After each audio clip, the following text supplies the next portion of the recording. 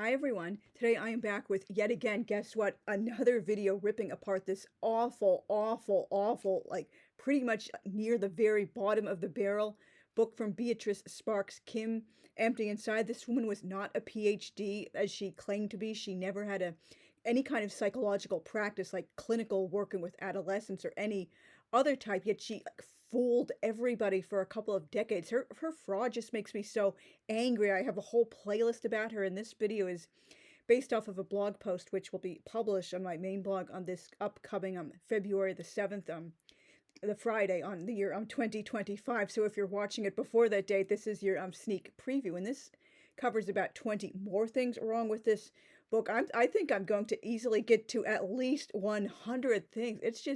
It's bad.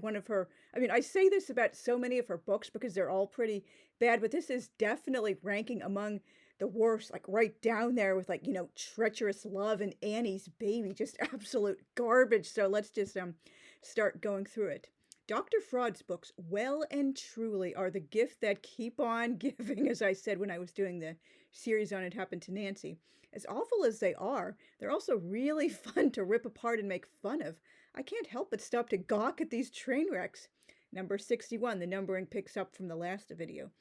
Nice job perpetuating the harmful myth that so-called virginity can be detected by an unbroken hymen, as like Kim talks about. Oh, I'm worried Mark tried to rape me, but I was roofied, and I don't know, and my friends don't know. Did he or didn't he? They can tell with the doctor, but no, they really can't. I mean, they can tell so of course, violent signs of assault and like leftover semen and stuff like that, but they cannot tell if you were like a virgin before that happened or not. That's like totally outdated and needs to freaking die already.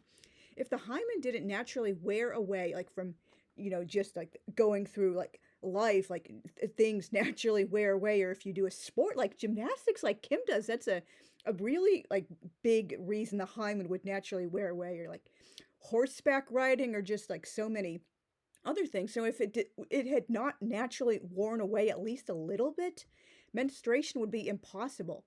And virgins couldn't use tampons or menstrual cups. Like people who perpetuate this myth, it's like they're not really thinking through how do they. I know like total ignorance of female anatomy. What else is new? But where do they think females are menstruating from if virgins have like a totally unbroken iron shield of a hymen? Like, do they think there are different, like it's coming from a different place? I'm far from the only person who like hates this. I've far from the only person who has read like so many like romance and erotica stories that are just, I want to bang my head against the wall when they act like, oh, the hymen is several inches into the body, and there's like idiotic lines like, he withdrew his finger after the first knuckle, not wanting to take her maidenhood. Well, you already took her so-called maidenhood if you got that far in, not to get, too graphic for YouTube, but you get the point. Number 62. How do Kim and Mommykins look and feel like street people, whatever that means, because of unspecified problems by the airport and getting Kim's stuff into a rental car? Is this, I know it, like this is more of a rhetorical question. Was Dr. Fraud, trying to cast aspersions on homeless people, saying, oh, they're all like run down looking drug addicts, and oh, I'm basing my experience and perception, but depiction of homeless people based on what I remember when I was in San Francisco back in the day. La la la. Like if you have a lot of problems in the airport, maybe you like missed your flight, or you like the luggage didn't come out right away, or you got like a mix up, or just whatever, your rental car wasn't ready on time, or you like accidentally left the luggage behind and had to go back. Okay, that's obviously, a difficult, like stressful experience, but so maybe you're like sweating a lot, or your nerves are frazzled. How do you look like street people by the time you get from the cushy, nice air-conditioned airport into the rental car? That's insulting. But, again, this woman was totally out of touch, like moral superiority, like moral Molly Mormon crap. Number 63. Why the hell would Tad consider suicide and feel like he betrayed his mother just because he went to his dad's second wedding? Like I read that part of those anti-divorce ranting scenes in the previous video. It makes no sense. Oh, I couldn't have gotten through this humiliating experience ordeal without you, Kimmykins, and acting like it's just a freaking wedding, and he's acting like it's, oh, Dad asked me to, like, put worship ball and, like strip naked and run through town nude, or just made me prostitute myself to like old women or something like insane like that. And all he was doing was just going to a freaking wedding. Like, seriously, dude, grow up.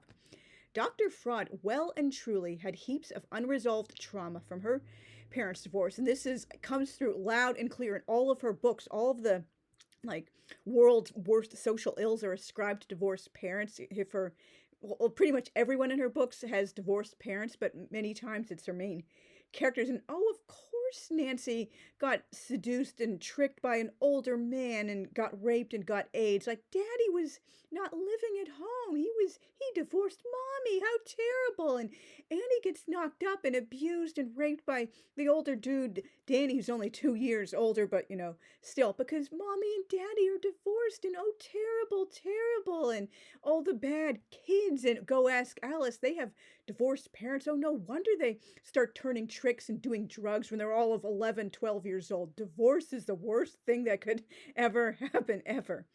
Number 64. How the hell many teens are still measuring their age in half? Maybe that's a Mormon thing. You never know with this woman.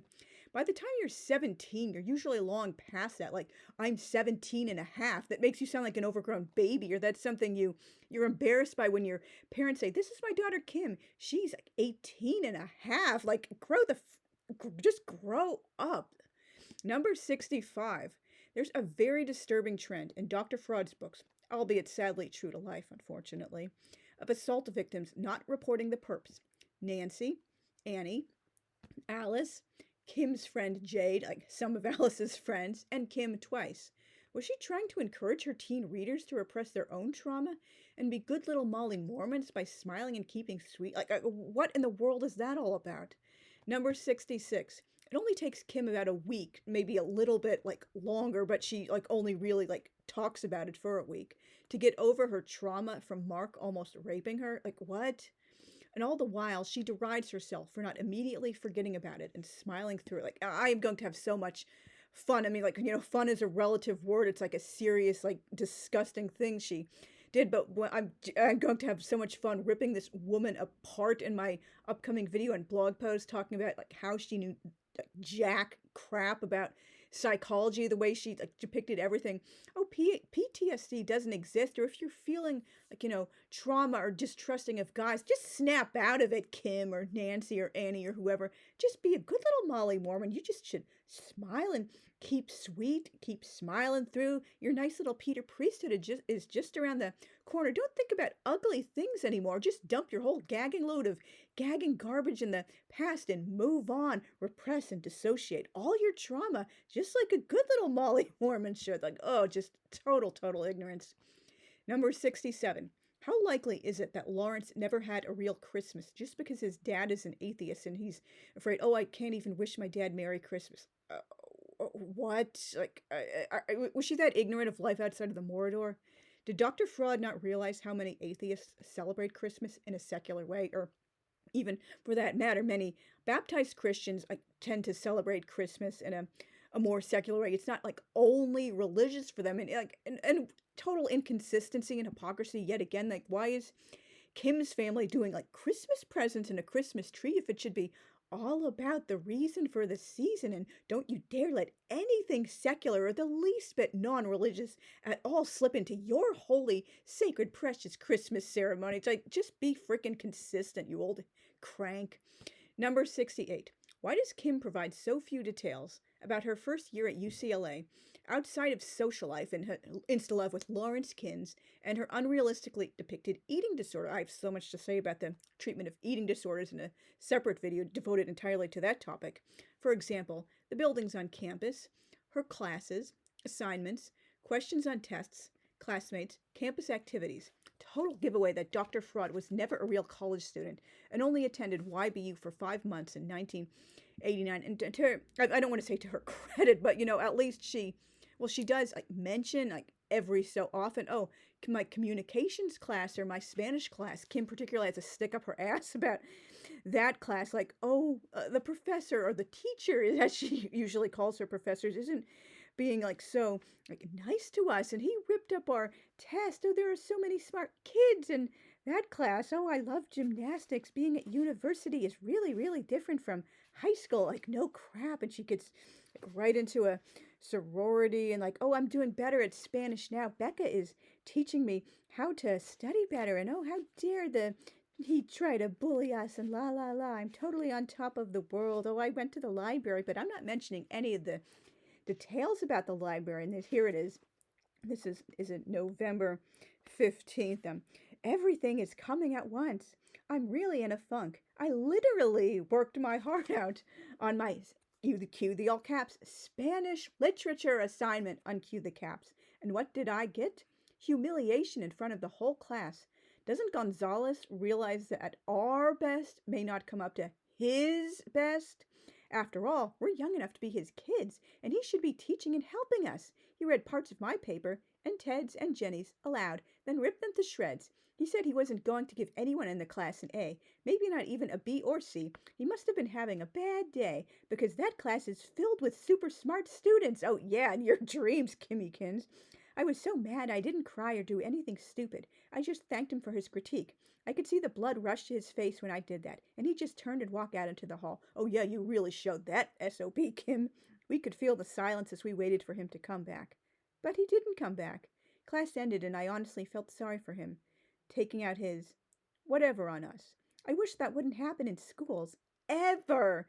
But obviously it does. It just reads like a spoiled brat who has never had any experience with an actual comprehensive, rigorous academic class before. It's just like skating through easy A's because there's barely any homework and it's like a small rural school in the middle of nowhere with jokes of teachers, and they only basically teach the lightest they can get away with because all the kids are just going to work on farms or become housewives, or they're going to a dead-end job in a factory. They won't really need to know or care about anything more advanced than 2 + 2 = 4, anything like that. Number 69. Why does Kim think it's sad that Lawrence's dad is an atheist? And of course, Lawrence cries about this like everything else. She has no way of knowing what led him to non-belief.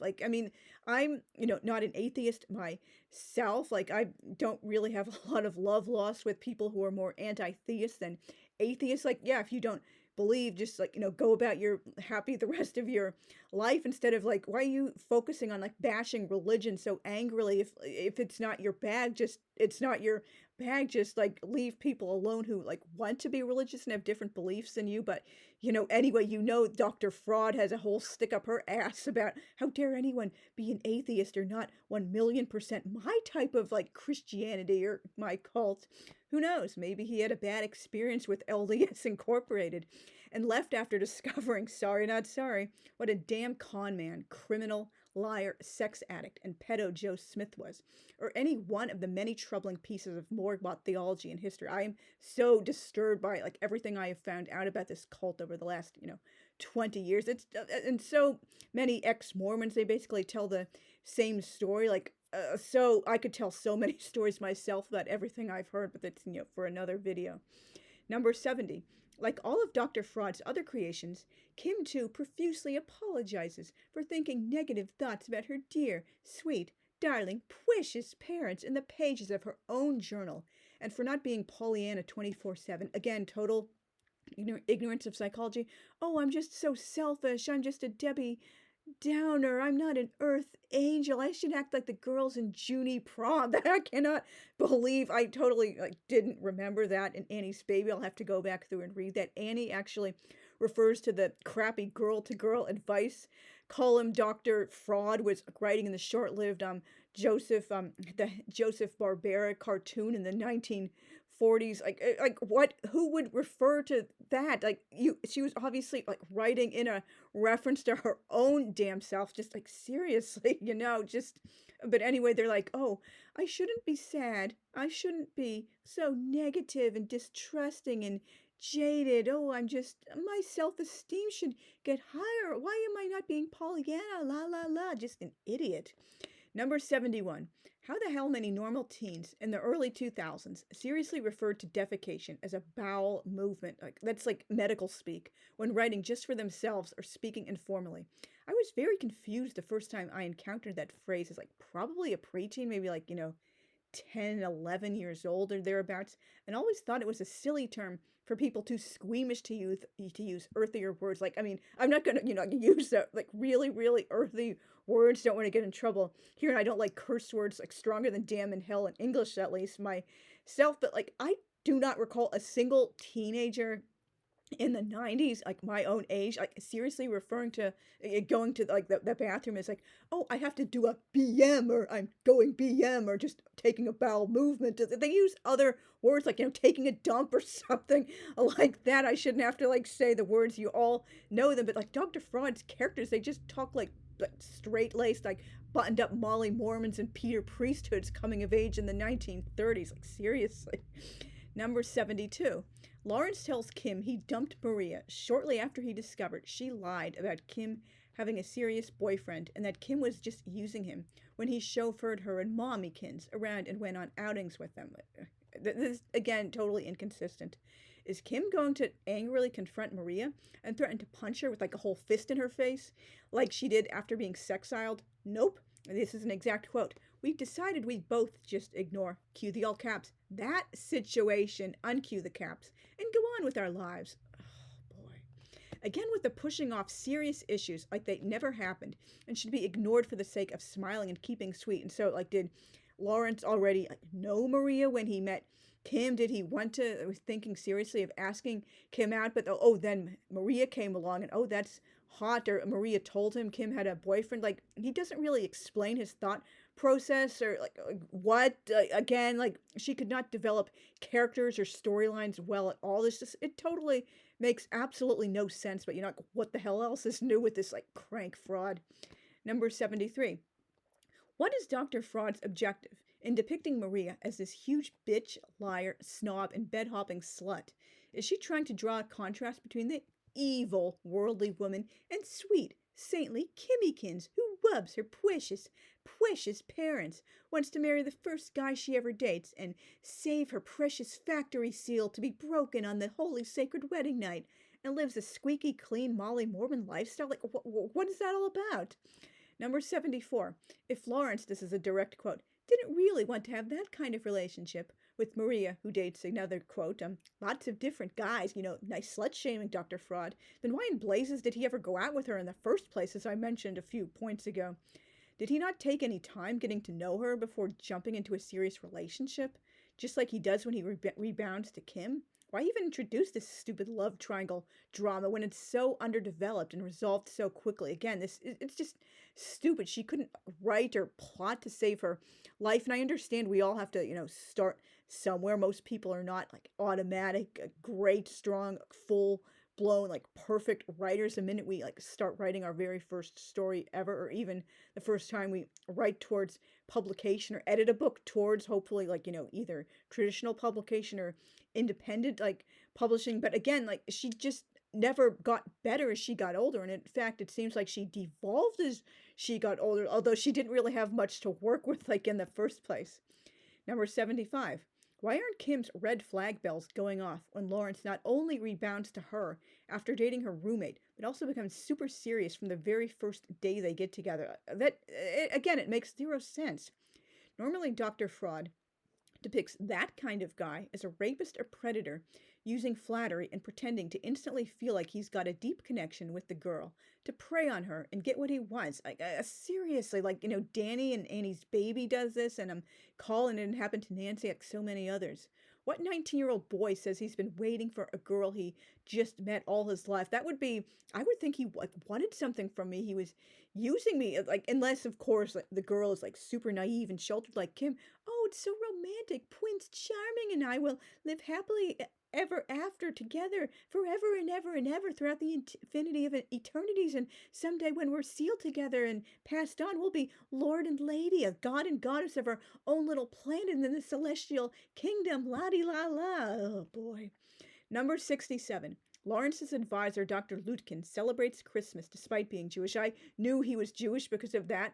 The last name she gave him, names that end in K-I-N, almost always are like Russian Jewish, although like if it just ends in like I-N or I-N-A for women, it's just like a regular, usually a Christian Russian name. So like I was like just waiting for the other shoe to drop. How is she going to stereotype this guy? Is she going to like how is she going to be like super offensive about his characterization? Oh, and guess what? He's also intermarried. Ugh, ugh. Did Dr. Fraud ever realistically and respectfully depict any of her Jewish characters? And I, of course, understand like many people do get intermarried in the modern era, but with her, it wasn't because, oh, just many Jews, unfortunately, like maybe they live in a region where it's hard to meet other Jews or just like whatever reasons like that, they just married someone who was like, outside of our own people. But nope, it has to be, oh, he's celebrating Christmas too. And I'm sure he does Easter because like who wants to be old fashioned and marry someone in the faith? In Go Ask Alice, Alice is ranting, oh, Beth is dating some Jewish jerk since she got back from a summer camp. Like, how dare she not want to be like the rest of us and happily be secular and assimilated and date guys and not give a hoot what their like religion or ethnicity is. Like, oh, I just hate this damn woman so freaking much. Oh boy. And of course, like I ranted so much in the Nancy video, she couldn't depict Catholics realistically either. Nancy reads like no Catholic I have ever known or known of ever. Number 77. Did she expect modern teens to think it's normal and romantic to immediately leap into a serious relationship? Like, again, what? By the year 2002, teen magazines like 17 no longer had ads for engagement rings, china patterns, and silverware. And it was extremely odd for anyone outside of a religious community or broken home to think about marriage. I always was like what's going on upstairs? Like I felt sorry for these girls when I would watch the baby brides episodes of Maury. Like these girls are like 15, 16, 17 years old and they're already married, frequently to surprise much older dudes, and they also often have at least one child together. And I'm never surprised to get the update, oh, Alicia divorced her husband after like 10 months and she's 18 now. And oh, like I never expect sorry not sorry teen marriages to last that long. It's just I assume they're coming from a broken home, or this guy like seriously manipulated them, and like under 16, which is even like more shocking. The parents, you need not just parental permission but judicial approval to marry at such a young age. Oh, I just hate how she like perpetuated this stupid not even I wouldn't say a stereotype, just like perpetuating it, like depicting it, sorry, that's the word, for as somehow like normal by the year 2002. Nope, that's just like stupid and creepy. No, who's going to relate to that? Number 78. Kim loves listening to Lawrence's little purring snores when he falls asleep in the car with his head on her lap. Again, I'm totally lost for words. Dr. Fraud was really telling on herself when she had so many characters making purring noises, particularly when aroused. And like, for example, in Nancy, oh, Colin rubbed my back and my legs and my arms, and oh, at the movies when I wet myself and ran away through the exit door like a baby and hid in a garbage can and then got a cab with Mommykins' special money. Like, oh, they were like, Lou was petting my soft sweater, my shirt with the catsup and mustard stains all over it because, oh, it blends in with the parrot. And oh, I started making these happy noises like a little kitten, and I was making happy little sex noises like purrs when Colin was petting me and la la la. Like, that's creepy. I don't want to know about the author's details of her sex noises. Like, why would you freaking include that? Why would you share that with anybody? Seriously. I thought Mormons didn't like, talking publicly about anything sexual or even admitting they had like sexual feelings.